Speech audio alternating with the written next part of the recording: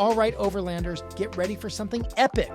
Today, we're checking out the top 3 Overland rigs that will totally blow your mind. We've got a Toyota Tacoma with a custom flatbed, a Land Cruiser featuring a one-of-a-kind interior and rear setup, and wait for it, a monster expedition truck camper ready to tackle any terrain. Let's jump right into this tour.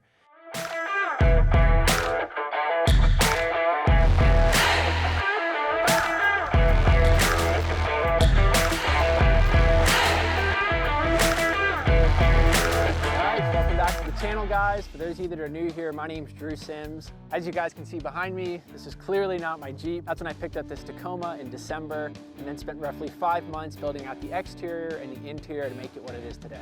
The truck itself is a 3rd gen Tacoma. It's a TRD off-road long bed, so it's got that locking rear diff as well as a 6-foot bed. I know a lot of people that build out Tacomas tend to stick to a short bed, but for me, having that long bed just made more sense. Having the extra storage, the extra length, the bigger camper, and especially having the ability to sleep inside the camper with it shut was really important to me. There's definitely a couple times in Alaska where there are 40-mile-an-hour winds and I decided just to hop in the back and sleep with it closed, running the diesel heater, and really great setup and really happy with the long bed. This truck honestly handles like an absolute dream. I was in Alaska going 40 miles an hour on dried up riverbeds, super washed out. And this thing is so buttery smooth. It almost doesn't feel real driving this. It doesn't feel like I've got this much weight on the back and this big of a truck setup for how smooth this is. And that was made possible by the guys over at Mountain Yodas in Denver, Colorado. Huge shout out to them for handling the majority of the exterior of this build. Suspension, lift, leaf springs, just a huge amount of work on the exterior to make this truck super capable. We'll go ahead and start up front with suspension first. I'm running a Baja +2 long travel kit, Dirt King upper control arms, and Goat Shock Slayer series with 2.5 dual adjustable coilovers.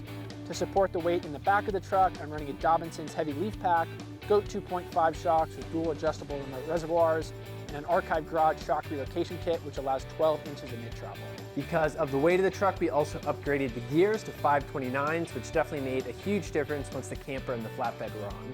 Goat Shocks is a relatively new company based in Denver, Colorado. It was actually the first truck in the US to have the prototypes on. The shocks are 100% made in the USA. They're tuned specifically for Toyotas. They're veteran owned. They're only selling direct to consumer at this time, so no big markups, which is why they're made in the US stuff can be priced the same as King, Fox, and other big brand companies. Nothing too crazy going on under the hood. I did upgrade to an ARB air compressor. Not sure how I went 3 years living on the road out of my Jeep without having onboard air. With the compressor, with the light bar, the winch, some exterior lighting. I also upgraded the battery to a 24F AGM, just from Costco, just some peace of mind to be able to have a higher power battery with some accessories. And then lastly under the hood, we did add a Garmin power switch. All of the lighting, the air compressor, everything is controlled directly through this Garmin switch. There are no physical switches on the inside of the vehicle. Everything is controlled through here, and I can run an app through my phone just through Bluetooth and turn everything on and off, which is really convenient. Also up front, I've got a Backwoods Adventure Mods front bumper as well as their full skid plates underneath. Really cool feature about Backwoods is that they use a combination of aluminum and steel on their bumper. So this entire bumper only weighs in at 80 pounds, which is pretty incredible. It has a 26-pound aluminum shell and then a 54-pound steel winch cradle. I was worried about going with aluminum versus steel skids, but I've knocked these things pretty good on rocks up in Alaska, and for having 1/4-inch aluminum under there, they're extremely lightweight, but also extremely durable. Next, we've got wheels and tires. I've been running Toyos for the better part of the last 4 years. On my Jeep, I had the AT3s forever. Really loved that tire. They handled extremely well in snow and ice. But for this build, I wanted to go with something a little more aggressive. Didn't want to go with a full mud tire, so I ended up with their RT Trails. This is a 285/75, so it's roughly a 34-inch tire. They handle extremely well off-road, but they also handle extremely well on-road, which is why I went with RT Trails versus a full-on mud tire. I did do a full seat delete on the rear of the truck. I took out the back seats and then built out a drawer system. There's a drawer on this side with clothes, and then there's a drawer on the other side with camera gear. Both drawers have lockable compression latches. I also routed an extension cord to here, so I'm able to charge all of my batteries while driving and not have it be messy in the back seat. After removing the back seats, I put a ton of sound deadening down as well as some foam insulation just to make this as quiet as possible back here. Everything in the back here is made out of 1/2-inch birch plywood, and then the exterior pieces are finished off with Raptor liner. A lot of people use a spray gun for Raptor, but I opted for the spray can just so I could get a finer and less coarse finish. The finish is extremely durable, super easy to clean, and if it does scratch up, it's really easy to touch up with some black paint. On top of the platform, I did put in a removable carpet just because this is where my dog stays when he travels with me. Being able to take this in and out and vacuum it and clean it just makes it really easy to have him with me on the road. On the back side of the drawer system is where all the magic happens. All of the power from the camper is running off of two 135 amp hour deep cycle Dakota lithium batteries. I went with Dakota lithium for my batteries because they have a super small footprint for how much power you're getting, and they also have internal heating technology that allows me to actually be able to use these in as low as -20 degrees Fahrenheit. The back of the truck, I know there's a lot going on back there. I'm really excited to show you guys. I do want to quickly mention two of probably the biggest upgrades on the truck that you don't see. They're not super flashy upgrades. It's not something you're going to see on the exterior of the vehicle, but to me, they're probably two of the most instrumental upgrades before heading up to Alaska. The first being up front here, and that's replacing the front disc brakes with power brakes. Holding the caliper, holding the disc in my hand for the first time, seeing those in person compared to the size and the quality that came stock on the Tacoma, there's literally no comparison. And then lastly, you might actually be able to see this on camera right now. There's a little red sticker down there, but a huge upgrade that was definitely felt in Alaska, definitely saved me more than a few times up in Alaska, is a long-range America fuel tank. On a Tacoma, it actually completely replaces the stock tank, so it takes it from an 18-gallon tank all the way up to a 33-gallon tank. The first time I really felt this upgrade was before even leaving for Alaska, driving from Boise, Idaho over to Bend, Oregon, which is roughly 5.5 hours of driving on one single tank of gas, which for me, again, coming from my Jeep, coming from 11, 12 miles per gallon, having this extra fuel has been an incredible upgrade. I feel like this, compared to a lot of other flatbeds, this feels like one single piece. The welds are insane on here. Love the black, love the simplicity of it. And another huge draw to me towards Bowen versus other flatbed companies is the way it sits on the truck. A lot of flatbeds you see with campers on them are exactly that, they're a flatbed. So the whole bed sits completely flat over the wheel well. It's one single piece, versus a Bowen is integrated over the wheel well. So my camper actually sits at almost the same height that it did when I had my stock bed. I've seen a lot of four-wheel campers with flatbeds on them, and the camper literally sits maybe a foot plus higher than mine does right now, which for me takes a lot of the versatility away from the truck. Having that extra height, first of all, for wind on the highway, I can't imagine if this thing sat 12 inches taller. And just getting down tighter trails, having a lower profile is always good. So really love the look of this, really love the design of the Bowen. Four-wheel camper does offer pre-made floor plans with a ton of customization. You can do a rollover couch on this side, cabinetry built out, like I mentioned, the heater, battery setup, dinette, kitchen setup, whatever you want. They have a ton of awesome options. But for me personally, after doing two big build outs in my Jeep setup, I definitely wanted to get in here, get my hands dirty, do some woodworking, and just customize this and maximize the space for exactly what I needed. All of the wood on the interior is just 1/2-inch birch plywood, and then it's finished off with a plastic laminate called Formica. The Formica is glued to the wood, pressed on with a roller, and then used a router to clean up the edges and form it to the wood. Definitely think this gives the wood a much more professional finish versus my Jeep setup. It was just bare wood that I stained. This stuff is also super durable. You can get it wet, you can scratch it, you can mark it up, and you basically just clean it with Windex and it cleans up nicely. One of my favorite features of the camper, and something I didn't have to change at all, is the bed setup. So this entire bed slides out, as you guys can see. Really comfortable sleeping here. I definitely say this is one of the bigger upgrades coming over from my Jeep to this new setup. When it is salmonite, I do put all the cushions up on the bed. All in all, I'd say this is as long as a California king and a little bit wider than a queen. When it is just me in here, I am able to sleep with the bed just a little pulled out, so I don't have to remove the couch cushion at all. I can just use the back cushions. But all in all, really easy to put up, really easy to take down, and super convenient that I don't need to mess with the couch cushion every night. Another great thing about this shell model is that it did come with dual max air fans, some interior lighting, as well as some exterior lighting, and all of that was pre-wired through the camper, which definitely made wiring it into the Red Arc Rogue system a little bit easier. As you guys can see, there are 4 windows throughout the top of the camper, and there is a 3-layer Velcro system on the interior.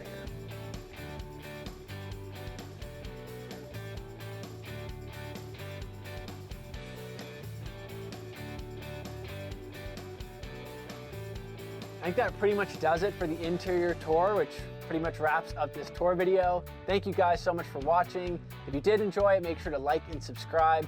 Also comment down below if you have any questions and I'll do my best to get to those. My name is Isabel and today I'll be giving you a tour of our first project, the Freedom Cruiser. The Freedom Cruiser is built on a Toyota 79 series single cab pickup diesel with a manual transmission and a four-wheel drive. The team has built a 100% aluminum camper with a unique aerodynamic shape and a fully finished interior. In front of the vehicle, there is an LED light to enhance the visibility. It has rock sliders and a bull bar for protection. The car itself is driving on BF Goodrich 35-inch tires. It has matte alloy wheels. As well, it has a suspension from ARB BP51, which also gives it a 2-inch lift. The team has fabricated a bumper. This bumper is a place to store your spare tire, as well as you can carry your firewood and take your garbage bags with you. Now let me come to the most unique part of the vehicle, the back door mechanism. By simply opening the back door mechanism, it creates a connection from the inside with the outside. As you can see, you have an awning set up and a terrace. Now how cool is that? So the layout has been designed to fit as well a bathroom, kitchen and sleeping area. For our interior, we have chosen the highest quality of products. We used a lot of different textures and fabrics to give it a nice rustic and comfortable atmosphere. In the front over here, you'll find our storage area, where you can place your mattress and your bed sheets. As well, the flooring that we have used are Moroccan tiles, light in weight and match the overall appearance of the cabin. For the sides of the cabin, we've used pinewood. Not only looks great, but it's also light in weight. So behind this door is our bathroom. Over here you'll find the light switch. Beautiful, isn't it? The entire walls are covered with real mother of pearl.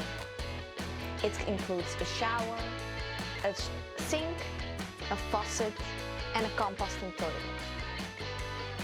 So on the side of the bathroom, you have your power monitor, your digital water level meters.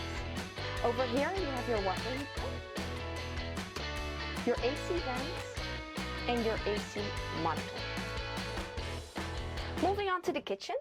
For the kitchen we have chosen an ash wooden countertop with plenty of space to either prepare your food or cook your food. We also have a stainless steel sink and tap. Over here we have some extra cabinets, all equipped with magnets so they don't open while you're driving. You have some drawers over here to store your crockeries. There's a Snowmaster fridge of 66 liters located over here. And over here with our window, I want to mention we have two features on it. It's a mosquito net and as well a blackout curtain. Over here you'll find the switch for the dimmable lights. On top we have introduced open shelves. We've placed boxes, but obviously up to your choice. And we have placed an anti-slip underneath it so it doesn't move while driving. So over here is the seating area. Underneath this bench you'll find the AC, the 3000 watt inverter and your lithium-ion batteries, 400 amp hours. So you might wonder, where is your sleeping area? This beautiful L-shaped couch transforms into a two-person's bed. So let me show you how to set up the bed. First of all, we slide it over.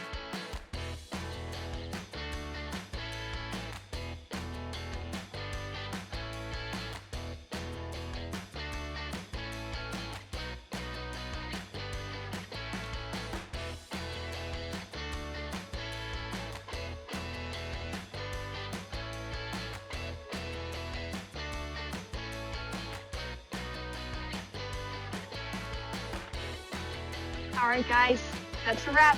I hope you enjoyed the video. Please like, share and comment below.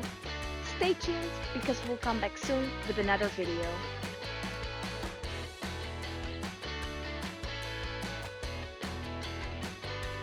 But first we're going to have a look around the vehicle and we're going to meet the guy that owns the vehicle. And this is Jürgen. Jürgen, how long have you had the vehicle? I have the vehicle 8 years. So that's good. And the mileage? 45, wasn't it? Yeah, 45,000 kilometres. So it was a very new vehicle and purchased from the German military, I believe. So these vehicles aren't for short people. Quite a large step coming in, but I must admit, when you actually sit in the vehicle, you have got a good 180-degree view around. And like ours, it's got actually built-in suspension on, within the seats, so that's quite cool. So we've got 3 seats in the front, or what looks like 3 seats in the dog bed. I'm quite sure looking at the distance in between here, you possibly could get 4 people in the back.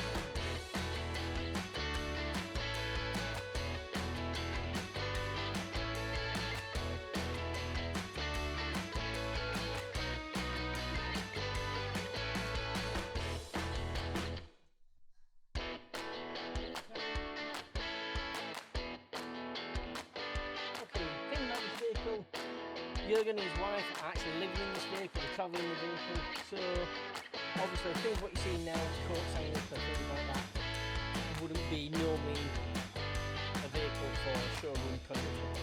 As you can see, we've got a nice large double bed at the top, and there's room, plenty of room inside for sleeping, moving around, doing your normal thing.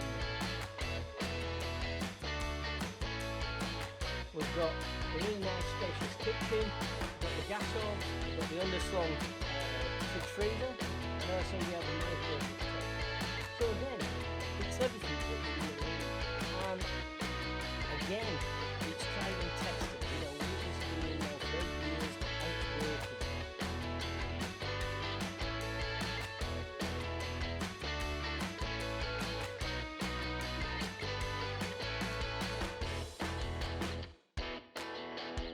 I think what I like about this, it is quite dry.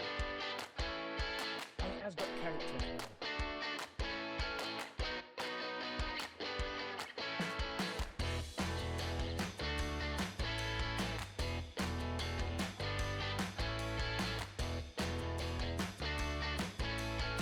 So let's have a look at the shower and toilet.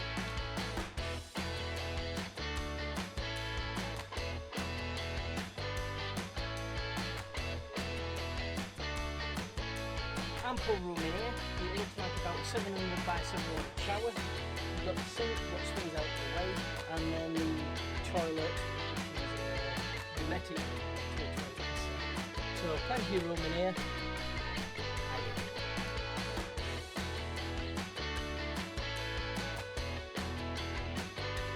If you enjoy something like this and you've enjoyed the tour, please give us a thumbs up, like and subscribe for more details, and until next time, thanks for watching everybody.